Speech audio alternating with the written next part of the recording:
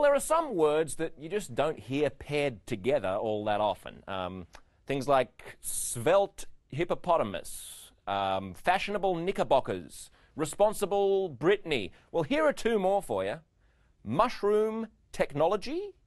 But as we found out in this Brink breakthrough, a scientist in Washington State says he's found 6 ways mushrooms might help save the world.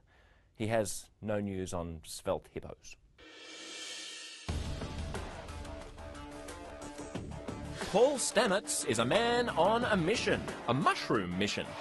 Hey, look!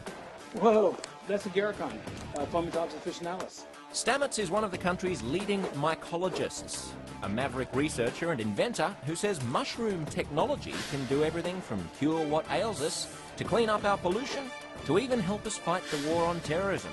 And he's got people listening. When I mention mushrooms to somebody, they immediately think portobellos or magic mushrooms, their eyes glaze over, and they think I'm a little crazy. Stamets says the key is mycelium, the one-cell-thick filament which branches to form vast networks that can stretch for miles underground.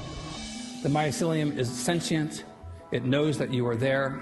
When you walk across landscapes, it leaps up in the aftermath of your footsteps, trying to grab debris. In fact, we're more closely related to fungi than we are to any other kingdom. We share in common the same pathogens. Thanks to mycelium's almost magical properties, Stamets says there are 6 ways mushrooms can save the world. Number 1, mushrooms clean polluted water. It simply uses oyster mushroom mycelium, and we grow it out in wood chips inside the burlap sac. And then we place the sac where water flows. Upstream of this bag versus downstream, there's a 100-to-1 reduction in coliform bacteria. Number 2, mushrooms eat insects. The insects actually pick up the mycelium and go past the guards, give it to the queen. And so we can infect the nest, and then poof, the whole nest is infected. Number 3, mushrooms may fill your gas tank one day. We are making ethanol out of mycelium, which is totally cool. Ouch! Number 4, mushrooms can grow a forest out of a box. Every cardboard box, when customers buy the product, they can just add soil and plants sprout. Number 5, well, this is where it gets really interesting. I was working with Battelle Laboratories and provided them with 26 strains of my fungi, and they were contracted with the Department of Defense for breaking down nerve gas components, one of which is VX. VX is one of the world's deadliest chemical weapons. In a Department of Defense test, Stamets' rare mushroom strains ate away at the nerve gas molecules, leaving the neurotoxins safe for the environment and for humans. Mushrooms are like miniature chemical factories. They're producing enormous numbers of exotic molecules heretofore unknown to science. Number 6 could save even more lives.